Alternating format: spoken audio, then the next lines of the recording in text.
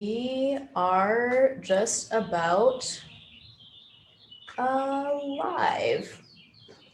Yeah, so welcome back to the Multiversity Project. Katie? Welcome, everybody. Welcome to the Multiversity Project. Thanks for joining us. This is a show run by a former anarcho-capitalist, a former anarcho-communist, a cypherpunk who is not on camera right now. We're trying to make sense of the world, the culture wars, what's going on in it. Today, we're going to bring on my friend Hans. He's our special guest. What's Hey, Hans. up? Hey, thanks for having me. Thank you. Welcome to the show.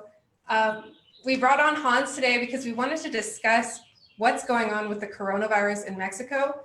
Mexico is kind of uniquely positioned and uniquely responded to what's going on right now. We wanted to bring some of that news and analysis to our broader international audience. And Hans is one of the most informed and thoughtful Mexican citizens I know. So I thought he would be great to join us. Yeah, I'm a Mexican. Nice to meet you all. Okay, thank you. Love the background, Hans. Yeah. This is fine. This is absolutely fine. That's what my mug says somewhere. Yeah, it looks like you're doing fine and not disintegrating at all over there. Yeah, not at all. We're doing good. So I'm Katie. I thought that we could set some intentions before the show today. And basically, my intention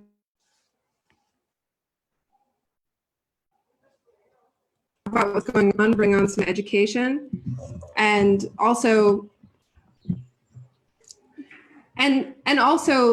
to hopefully have a little bit of a deeper analysis about how the coronavirus is impacting developing countries as opposed to just developed nations, which we're hearing a lot about right now.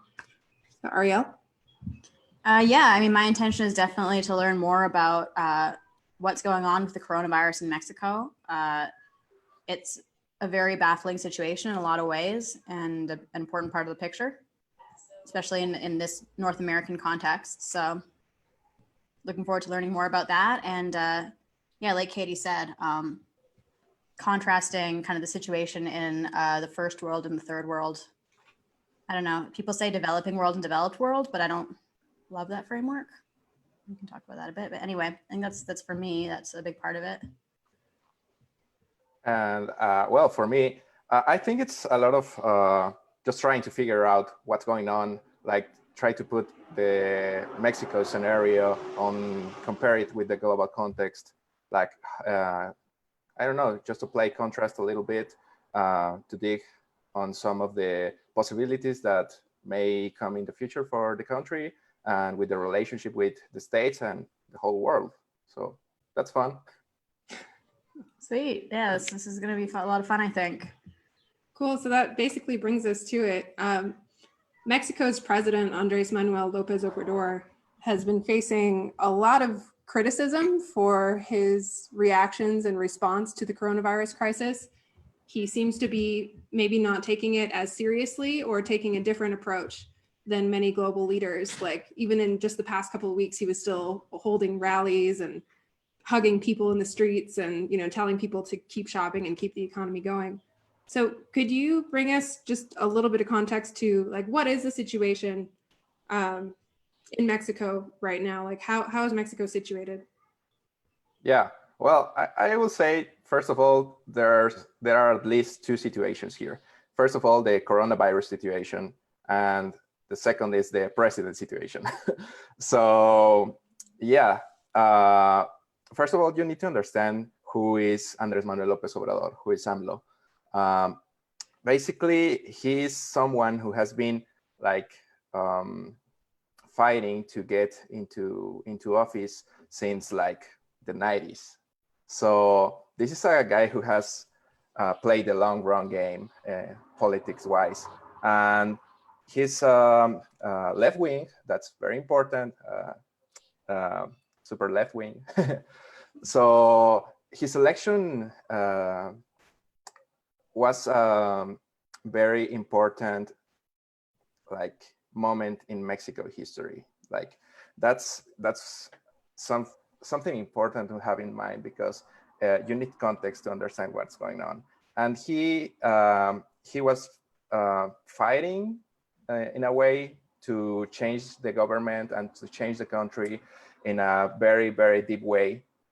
with his 4T plan or 4 transformation plan.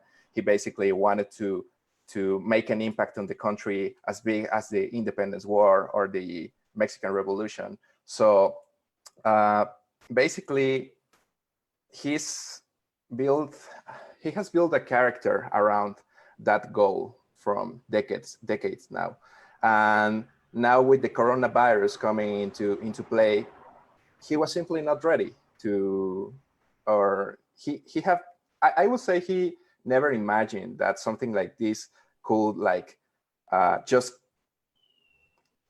stay in the middle, you know, like he was trying to do some other stuff and this suddenly came out, and he is not the guy prepared for something like this. He's a very, he plays politics to the inside of the country. He doesn't play the international game. He doesn't go to G20 meetings or something like that because he's not that kind of politician. He's the kind of politician that presumes to be like rooted in the ground, right? Like one of the people, and he speaks. If you see a video of AMLO, you will see that he speaks very slowly, and that he speaks in terms that are extremely easy to understand for a 6-year-old.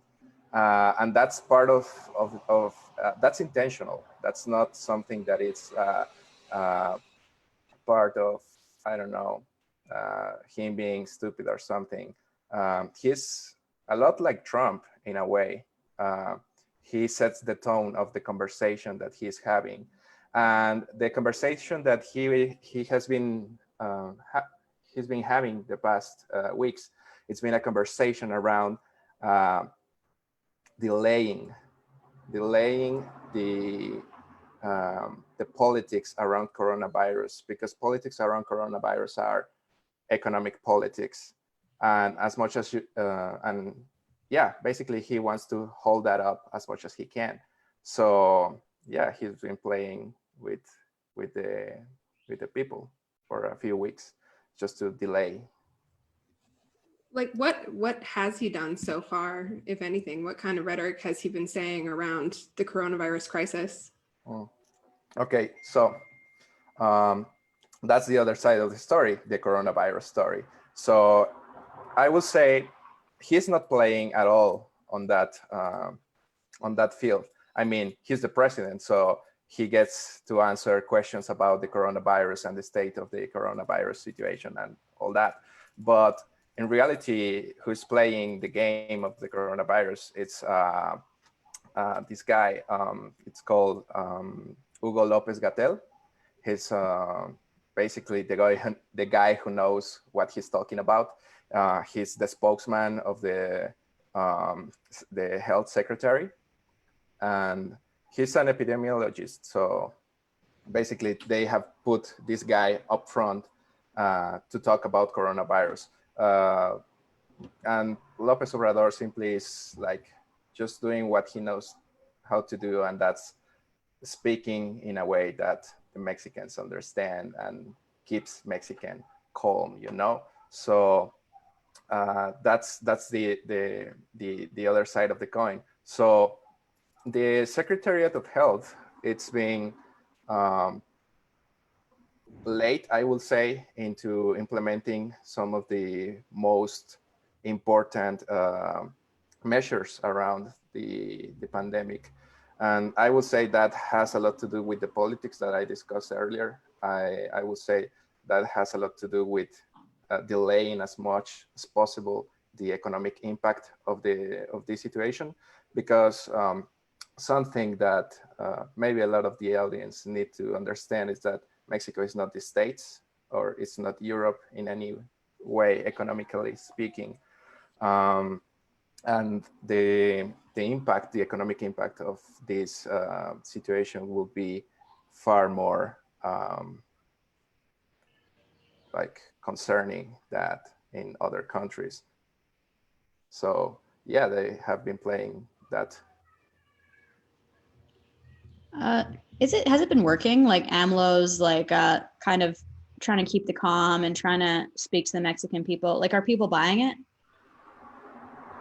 That's a really good question. And I would say you need to speak with 1,000 Mexicans to know the answer. But my best guess is that the country is divided in like, I would say maybe 3 major groups.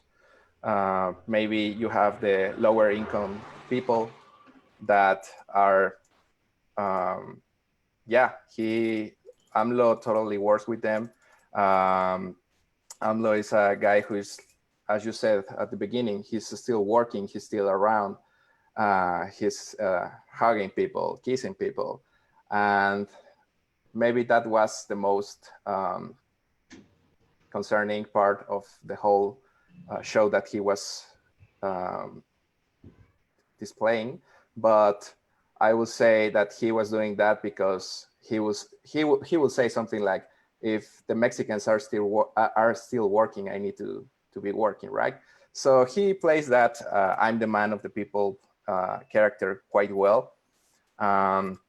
So the lower income class will totally buy that because they are doing exactly that. They can't stop working because they live by day, you know. So in a way, it's very inspiring for them.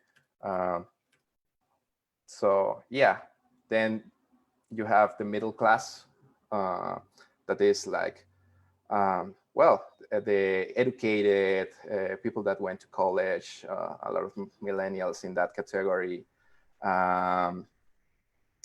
segment. And for them, he's just a clown, you know. They are very skeptical of the capacity of the government to manage the situation.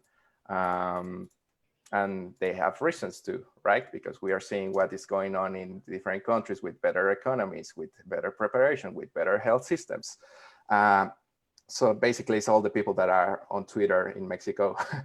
And a lot of them are very angry with other Mexicans, lower income people going out to, not just for work, but people are still going out to the malls or to the parks and with their families. So there's a lot of rage on the middle class to unite in a way and to be like those guys in Spain or Italy that are singing in their apartments, right? So there are many faces in this country, and the middle class is mostly on that side. Of course, there are a lot of people trying to help in a way. There are a lot of, people from the private sector or NGOs that are trying to help the government or just completely go on the side and do something by themselves. And that's another story. And finally, I would say you have the higher income people in Mexico, or the business class in Mexico, and they are also divided. You, of course, have the people that want to prioritize the economy over lives or the health of the population in general, and the ones that want to prioritize lives over all, you know.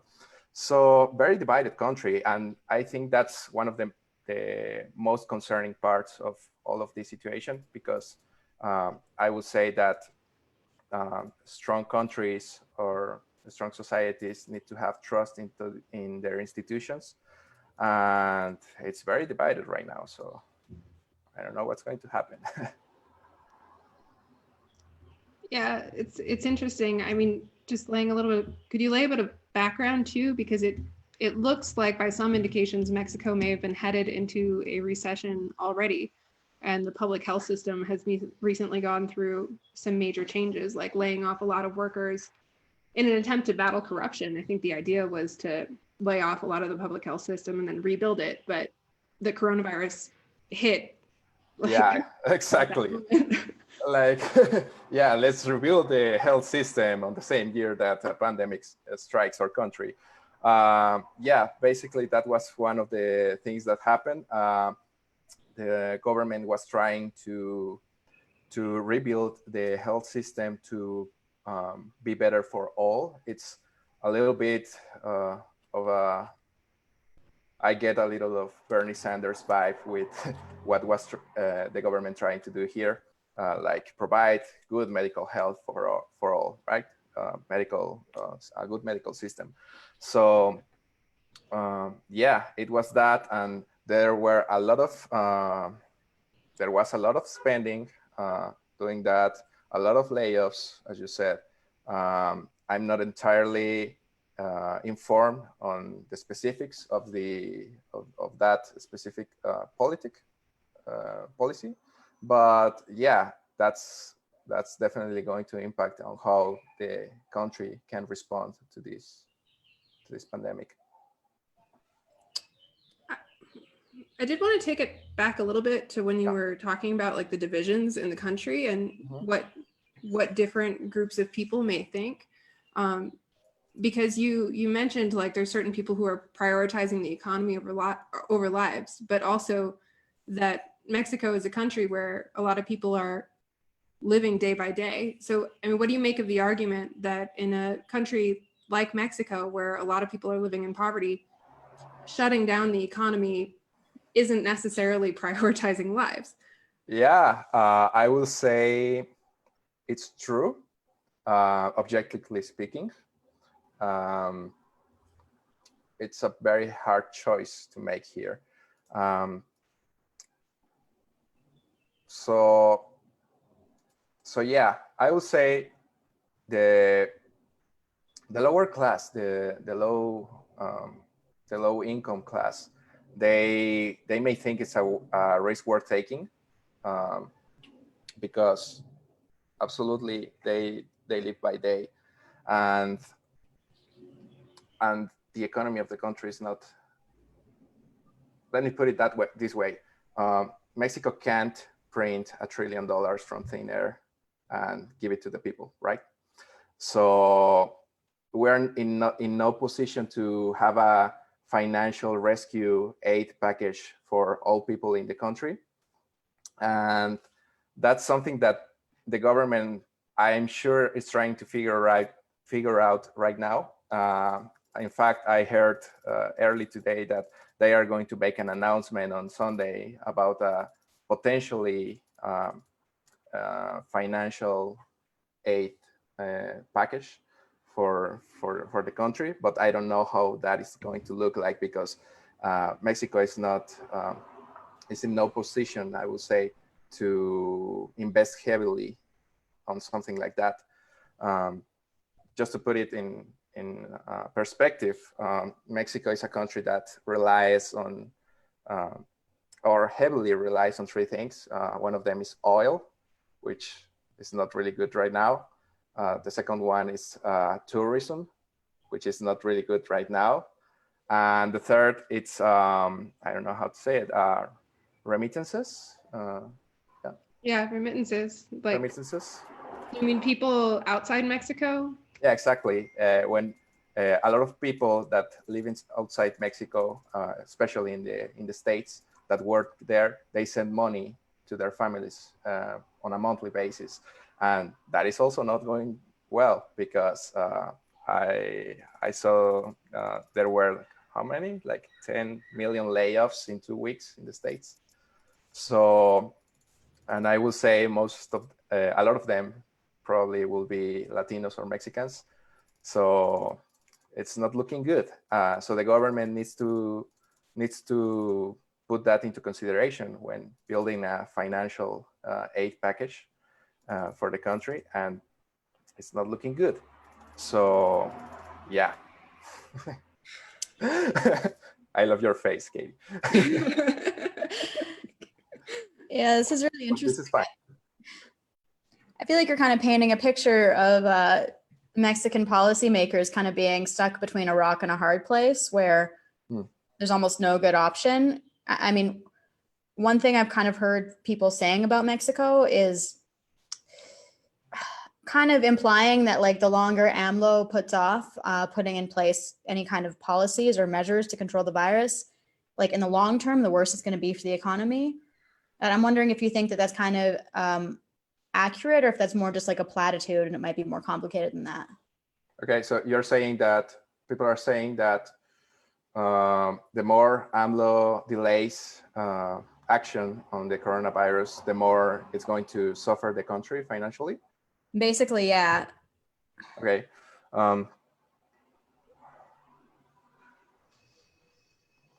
Well, it depends on how bad the coronavirus hits the country, right? That's one of the things that concerns me a lot, because not all of the states of Mexico have been following the minimum procedure for this kind of emergency of the pandemic. Here, where I live, Jalisco, specifically in the city of Guadalajara, I think we were lucky because the government, the local government, the governor of the state issue the quarantine recommendation a couple of weeks ago. So we've been in quarantine for 2 weeks and 2 days, something like that. That sounds like it may be very helpful in the long term.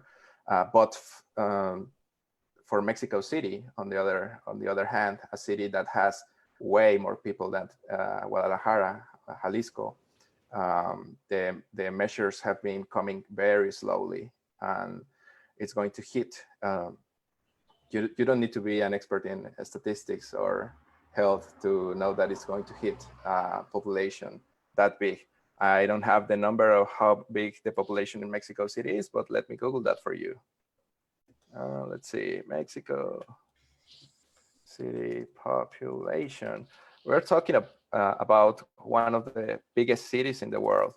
They have 8.8 million people. Oh my God. Oh, no, forget it. 8,000 million. I don't know. Isn't it close to 20 million in the metro area and like 8 million in the city itself? I'm not sure. Oh yeah, 8 million. Sorry. Yeah, my bad. I know it's significantly larger than New York City population wise, and like used to be the largest city in the world, but has been overtaken by a few Asian cities and I think maybe African cities at this point. Yeah. Wow. So it's very big, and they are going to struggle with this. So I'm very concerned about Mexico City, because Mexico City is where the money is in the country, basically. Everything is centralized. I mean, Jalisco is strong. Monterrey is strong. But Mexico City, it's the financial hub of the country. And if you hit Mexico City, you don't have a lot to rely on, you know? So that's how I see it. Maybe we could contrast this situation a little bit to 2009, because Mexico was the hub of the H1N1, like swine flu crisis. It originated in Mexico. And the response was really different. Could you talk a little bit about how that went? Yeah, well, that was more than 10 years ago. So what I remember, I used to live in Mexico City back then, by the way. So there was a partial lockdown. They closed the schools. They closed like the most basic infrastructure for it. For example, of the city, they closed government halls, some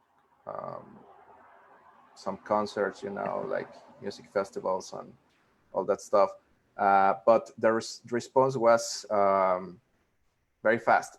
Why? Because it happened in Mexico. So it's a very different story when you have international pressure looking at you.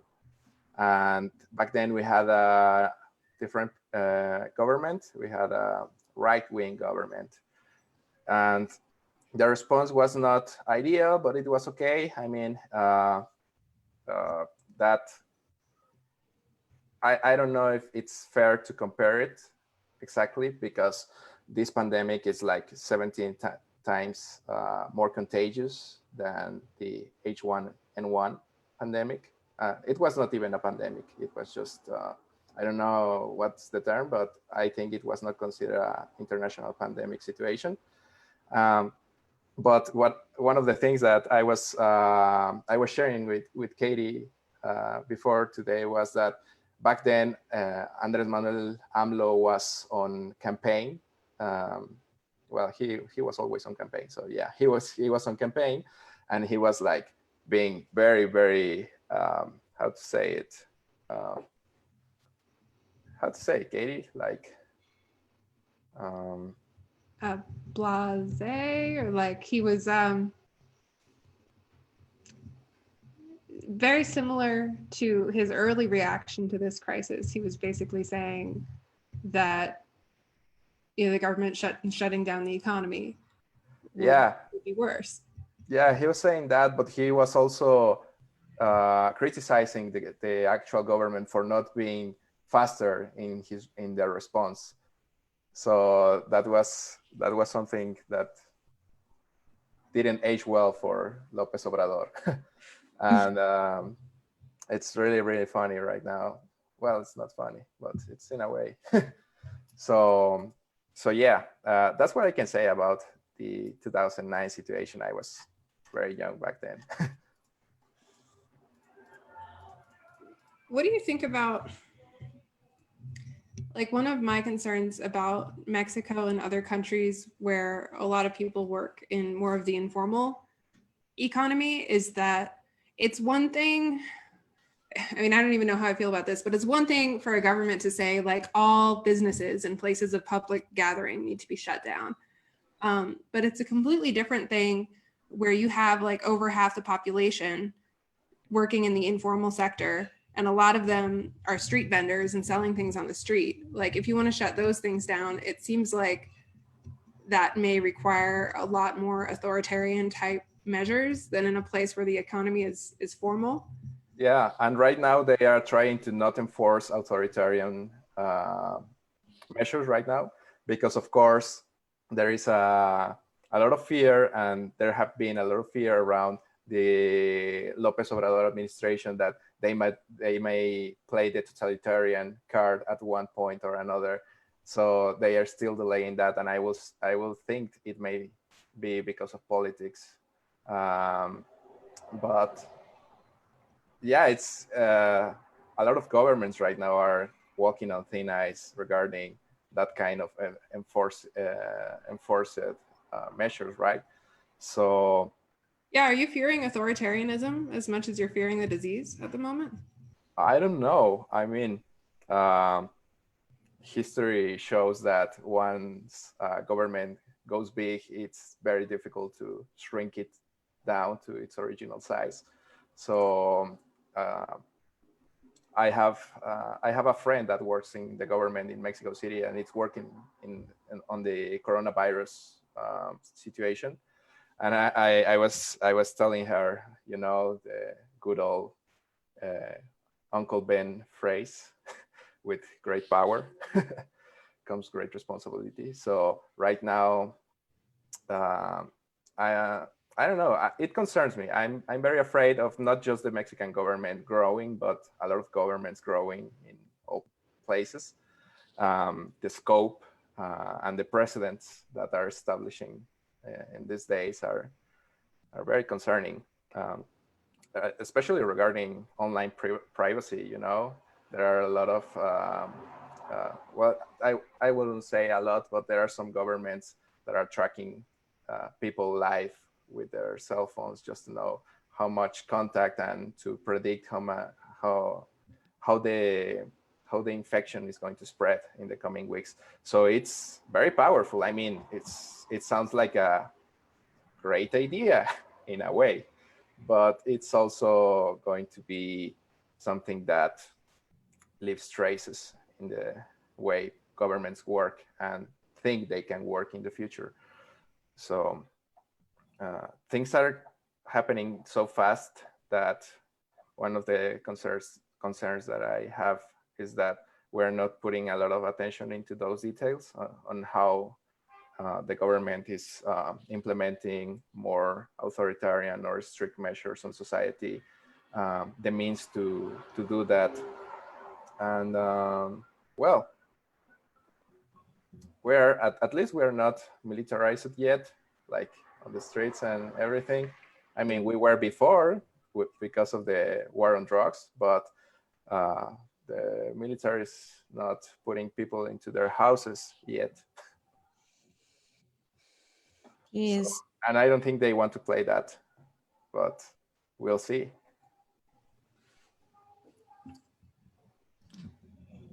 I see the two of you really scared. I don't know if well, I mean, the fire burning in your background is like not the most pleasant image. I'm a little, no.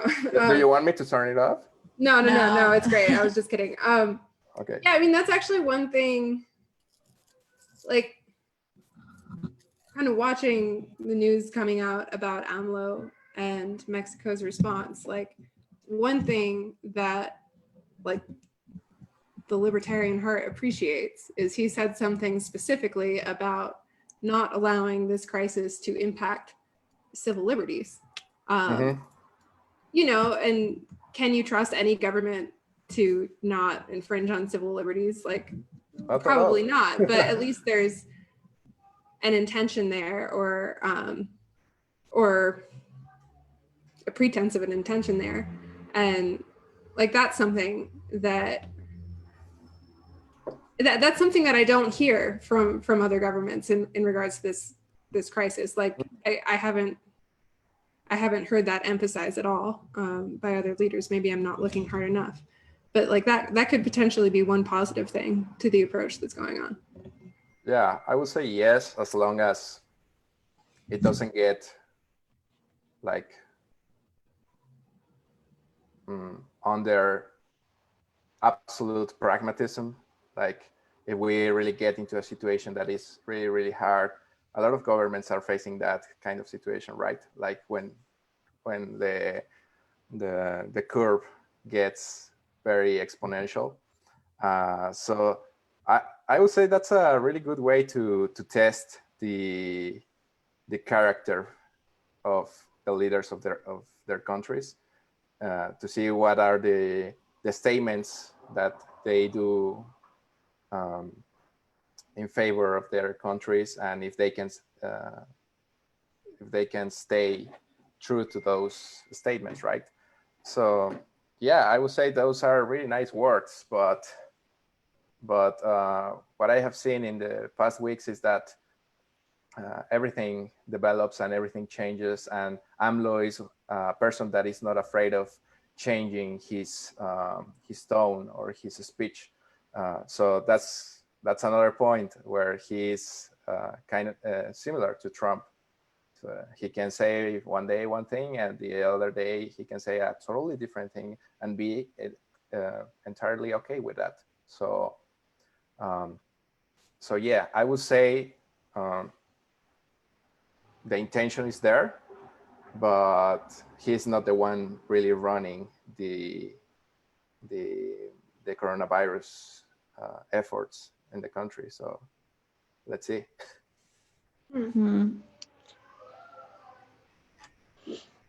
What do you mean by that? Who is really running the coronavirus efforts in the country? Who's the one? Yeah, well, you said he's not really the one running the coronavirus efforts in the country. That's a very interesting part of the story. As I mentioned earlier, there's this guy, Hugo Lopez Gatell.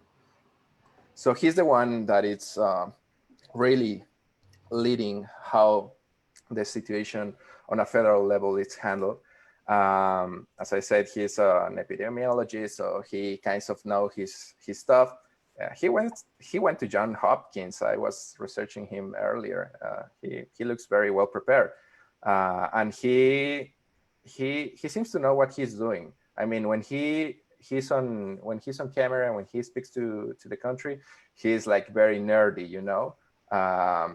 He kind of knows how these kind of diseases operate, how they spread, and what can we expect in the future. So you can look on the internet some videos of him correcting AMLO in a lot of the issues that he's saying, because the president, AMLO, has these morning meetings with the press all day, every day, I think, except for weekends. And he likes to play with the press. So the press was asking him last week how much was the quarantine going to last, right? Because the quarantine is not mandatory; it's just like a suggestion or something. That's another gray area where they are operating. But they were asking, "Hey, where is this going to end?" And he was like, "I think April 19, something like that." We're going to be fine. We're going to be working. And he goes to Lopez Gatell. This guy is the Undersecretariat of Prevention and Health Promotion, and he's the one leading the efforts. And he was right.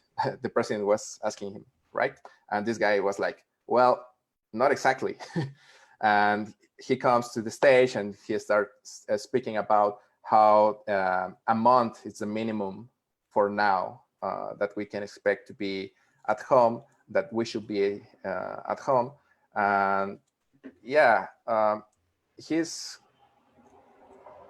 slowly coming to the spotlight. He's in charge of the situation since January, I think. He was appointed by I don't know who really, maybe the president, maybe a smart person around the president to lead the coronavirus efforts. So he was very shy at the beginning. He's not a politician. He doesn't speak like a politician. And that was very hard for him at the beginning, but now he's doing a really fine job. I mean, for what it is. The problem is that we don't have the infrastructure to operate the kind of plan that they may envision to help the population. So they are working with what they have, which is a very good summary of how Mexicans work in general. What is the infrastructure situation here? I mean, I know a bit, like based on looking at some stats, it looks like Mexico has potentially the lowest number of hospital beds per capita in the OECD. Yeah, that's one thing. The other is, of course, the money situation. As you mentioned before, a lot of the money that the health system was receiving before, it's nowhere right now. I mean, the government was not investing in the same way. The money was not coming in by the same channels. So there are a lot of hospitals, and you are going to hear this in small towns and big cities that doesn't have gloves, you know, like they doesn't have masks, they doesn't have gloves. And of course, there is the ventilator situation that a lot of countries are struggling with right now. And Mexico really doesn't have a lot of them. And a recent census across some hospitals were telling something like, yeah, the average hospital may have 5 ventilators, but only one works. So it's very, very complicated. And there are a lot of people trying to figure out how to help on that side. For example, one of the things that catch my attention on this week, or I don't know if it was this weekend, that China sent like 50,000 coronavirus tests to Mexico, like as a political aid. And it was something that I will not underrate, because it's a very powerful political statement, because specifically for Mexico, because we are the neighbors of the United States.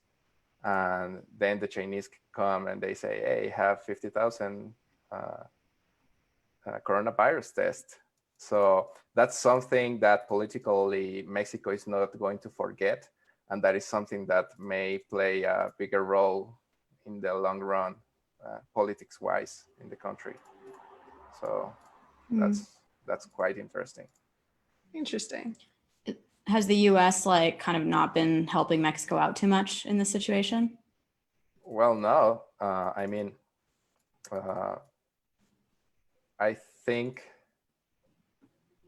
it was a couple of weeks ago when Trump said on a press conference that Mexico was going to shoot the border and that Mexico was going into quarantine or something like that. And Mexico wasn't even aware of that.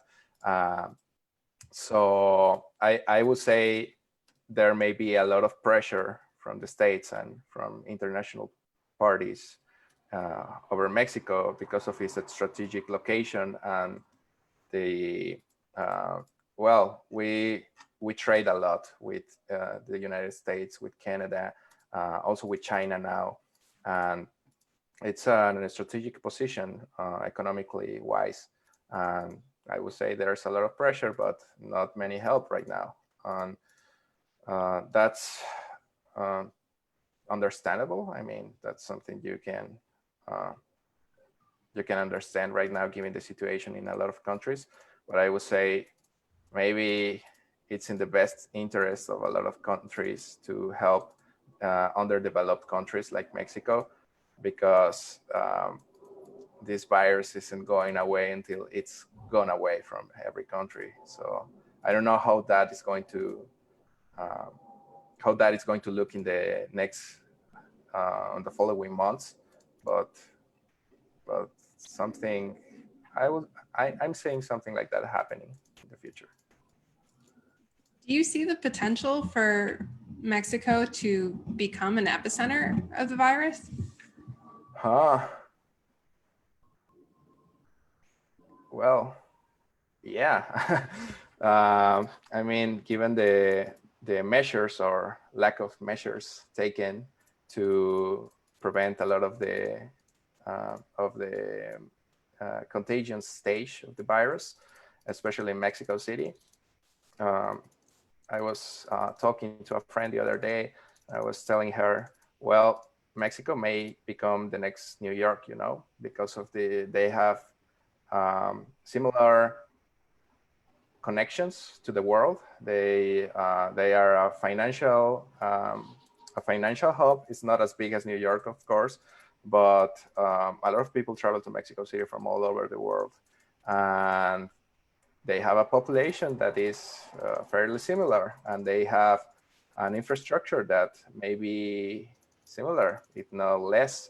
So I don't know what they are doing with that, but it's very concerning. And I was reading the other day, I think it was yesterday, the metro system was working, and there are a few million people traveling on that transportation system every day. So it's Yeah, I wanted to note too. We got the number from our co-host Chris, who came down. It was 21 million people in Mexico City. What the actual hell? That's counting the metropolitan area, right? I would say. It must be. Yeah. Yeah. There are a lot of people right there. A lot of people. So I was reading they are trying to open military hospitals for the people. I think the government has the power to mandate private hospitals to give away their infrastructure and their manpower, but I don't know if that's something that is on the way or it's going to happen, but it's on the table, so that may happen. So yeah, as I said before, this is fine. I mean, one thing, okay, on a positive note, you mentioned earlier as we were chatting, preparing for this, that you've seen like some positive moves, especially coming from individuals, like on a civic level. Like maybe you could go into some of those projects that you've seen popping up, or some things that you think like might actually help that people can do, not relying on governments. Oh yeah, I'm a big fan of civil society, like people working together to build things. Right now, there are a lot of efforts on the civil sector trying to to do something, you know. Let me, can You I mentioned the show maker something? community. Yeah. Yeah, I don't know. The maker community in Mexico. I don't know if you know, if you're familiar with the maker community of the, or the people watching this are familiar with the maker community, but it's the people that are really into DIY projects and you know, electronic stuff, building things with your hands, 3D printing, and all of that. And you may have seen that there are a lot of efforts around the world for printing this mask for medical staff, you know, and a lot of efforts also to build ventilators for hospitals.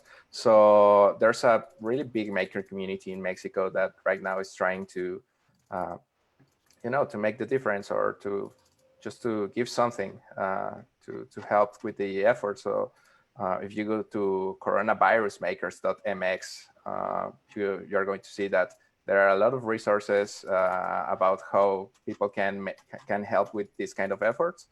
There are like, can I share my screen or something? Is that possible? I think so. Oh yeah. So yeah, there is a website.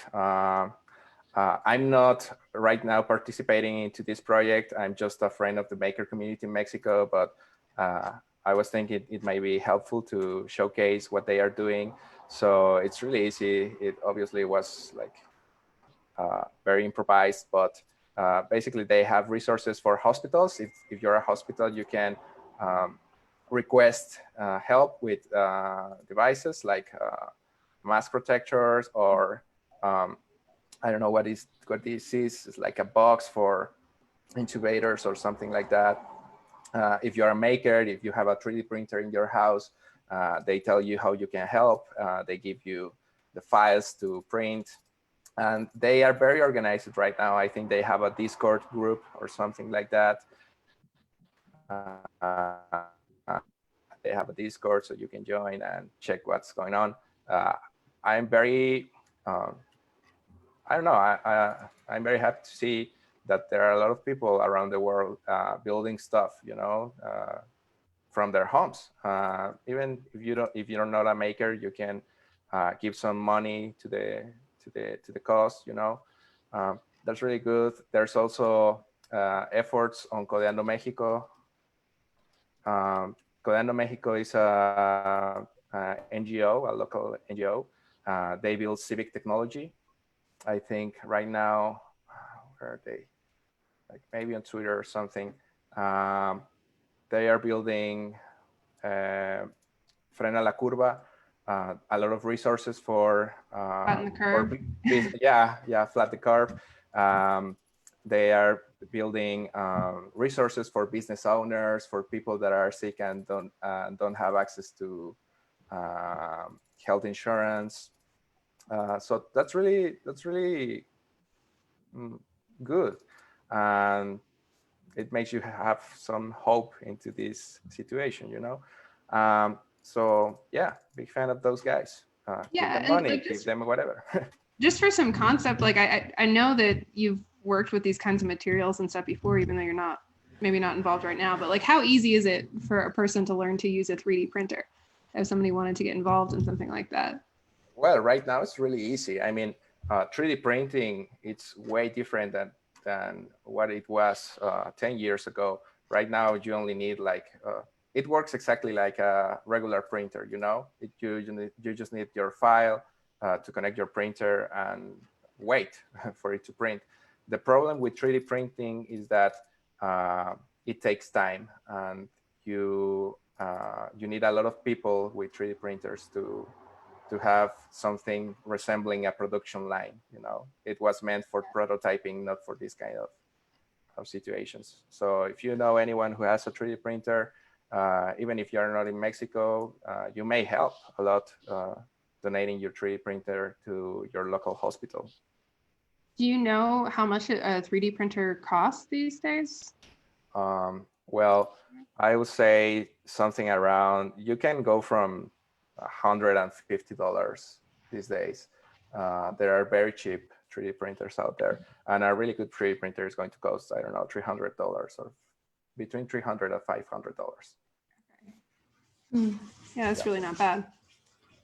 Yeah, that's super interesting. We'll link these sites down below so people can check them out. Yeah, cool.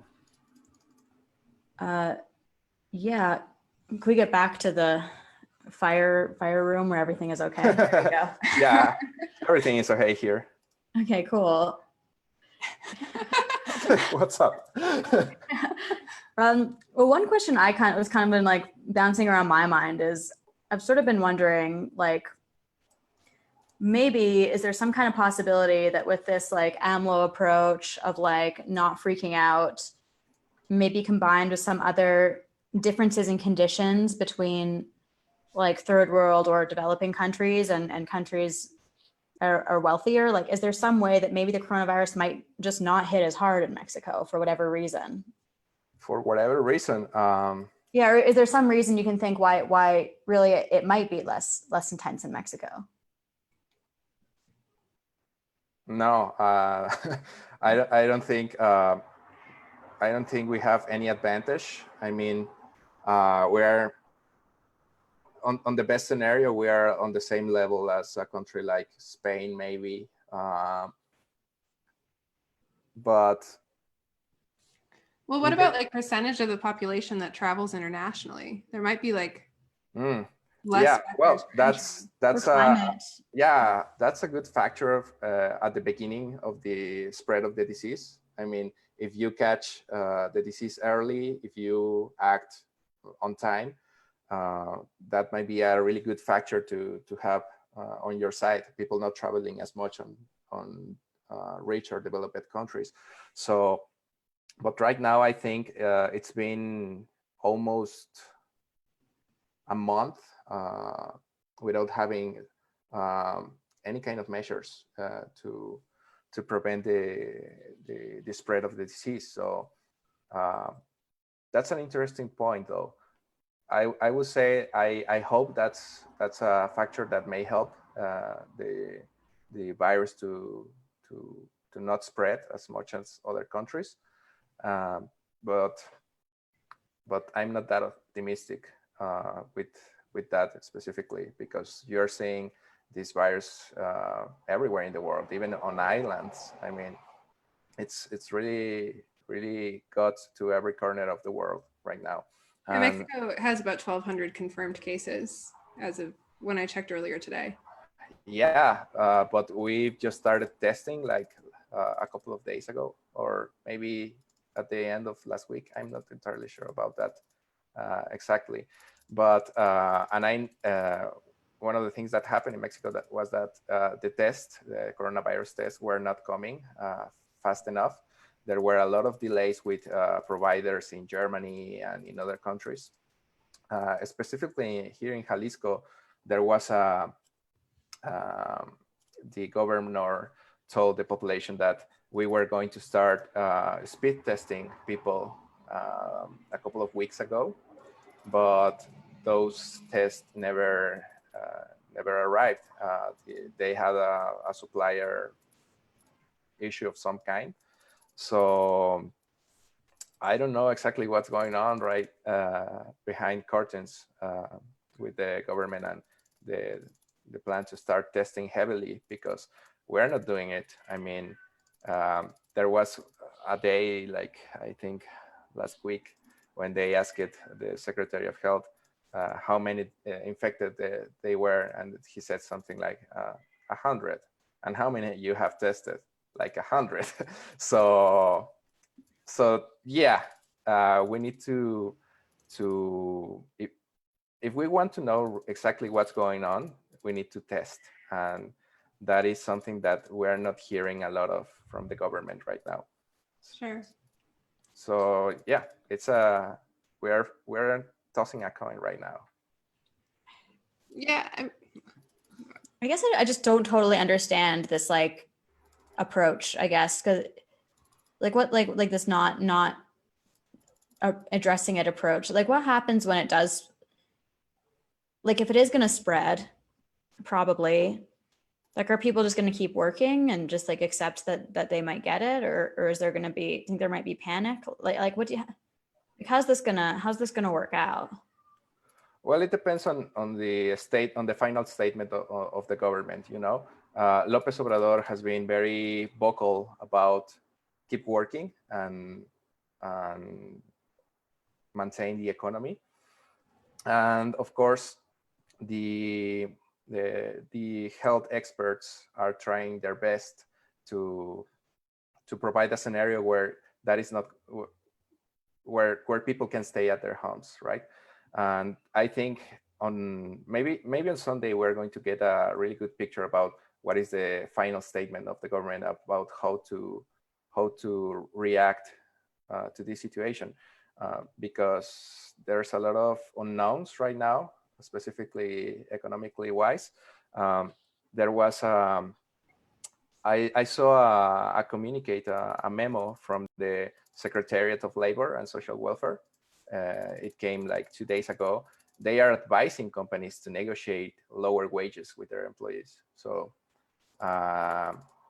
it's it's a very hard situation when the Secretary of Labor are telling you that, okay, don't fire them, just lower their wages for a couple of months or something like that. You're starting to see some of the deep reaction, economically speaking, of the government in that kind of statements. So I would say that I hope this is not true, but I would say that the government is going to accept their limitations, probably, if that's something that cannot be fixed. The best thing that the government can do right now is to accept their limitations and be very up forward with the people about what is the scenario, the real scenario that we are facing. Something like what Trump did like a couple of days ago when he said, well, we're facing one of the toughest months ever, right? So prepare. I would say maybe we're going to see something like that. I mean, the subsecretary of health already did something like that when he said that there are going to be, I mean, he said this nationally. He said, we're going to have people dying. We're going to have a lot of people sick. It's going to hurt. But there's not been yet a final statement on what we are going to do. And that I think is the most important thing to get out of this. Right now we are in the middle of nowhere with a plan of how to contain or address one of the biggest health issues in decades. Yeah, and I mean, one thing I think we haven't brought up is, like, even in countries where there are quarantines, it's not a given that this is the best thing to be doing. There's a lot of people in the US right now who are saying, hey, like, we're stalling the entire economy and, you know, losing millions of jobs and, you know, thrusting a lot of people into poverty and horrible positions for a disease that it's not clear what the death rate is. Like, I'm seeing anything between 0.2% and 2%, depending on, you know, which country is testing and how many people they're testing and things like that. Yeah. There are also countries like Sweden that presumably, I mean, I don't know too much about Sweden's situation, but presumably they would have the resources to do a quarantine and have some stimulus packages like Canada is doing, for example, but have chosen not to. And Sweden is also one of the countries that are still without lockdown. They are still on the streets. That's interesting. Yeah. Well, yes, maybe it's the right approach. Yeah, I mean, there are some countries that are thinking that this approach is the right approach, or maybe just quarantining populations which are more likely to have serious complications if they contract the virus, rather than quarantining everyone. Because I mean, for me, I don't know what's the best approach, and it does seem to me like, in a country like Mexico, where a lot of people don't have any kind of emergency fund, or it's not like everybody can just have months worth of food stored up, maybe locking everything down would be worse. Yeah, it sounds like it will be worse, and that's a general feeling across all of the country. We don't know for sure, but we have this gut feeling that if you put 60% of the population, I mean, if you take away this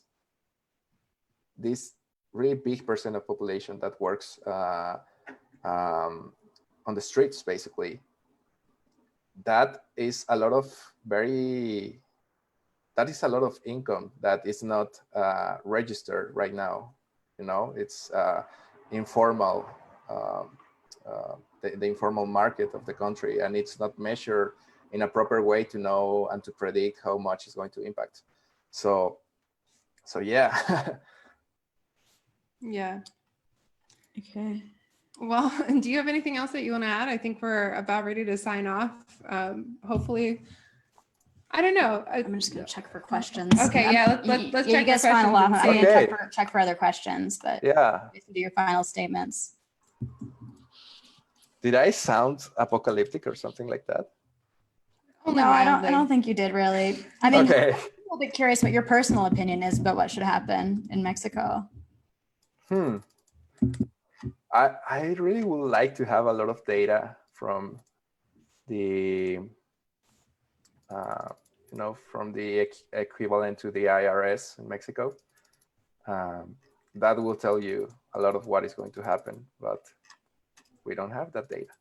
What does that mean? How does that IRS data, like, what would that tell us? It will be very helpful to know how is the tax-paying situation been for the past years, to know exactly how much money do you have to spend, and how this situation is right now. It's impacting directly on the tax declarations for the year. So that will tell you a very different story if you put attention to the numbers. Where are we live streaming? Facebook? On Facebook. On Facebook, yeah, we actually have 4 comments, so I'm just gonna read off what some people have been saying. So Okay. one person pointed out that Mexico has a younger population than countries like Italy and Spain, so that could be an advantage. We've been talking about maybe. That's absolutely right. Definitely advantage. Yeah, there's a few ways I could see Mexico being potentially an advantage, like less international travel, younger population, warmer climate. I mean, and who knows, there's maybe even like something, some subtle effect.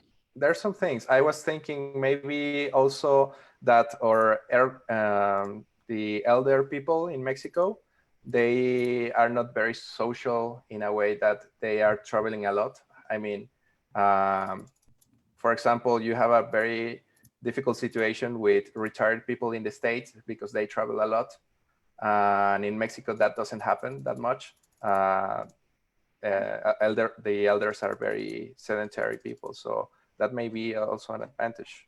One other advantage I'm thinking is, well, if you could say this is an advantage, but I could see more resiliency in a place like Mexico that went through a currency collapse in the 90s and maybe isn't so psychologically reliant on things always working properly. Yeah, I mean, that is a really good advantage, but it's not exactly against the coronavirus. It's against the recession that is coming, you know? So yeah, absolutely. The Mexicans are very resilient. This is a very interesting thought, because people in Mexico are very used to very horrible situations. That's one way to put it. I mean, we have a war on drugs that's been developing over almost a decade now. We have a lot of problems with corruption and inequality, and you name it. People live in a very hostile environment in this country, most of the people.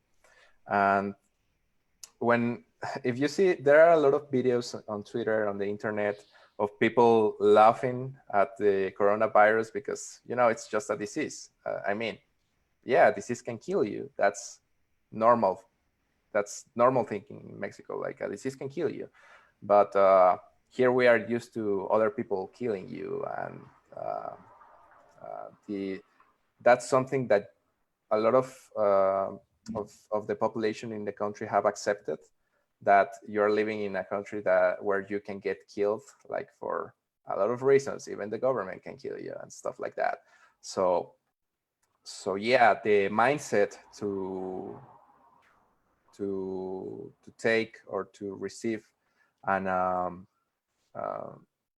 emergency or an issue like this, I think we have more psychological resilience than a lot of other countries.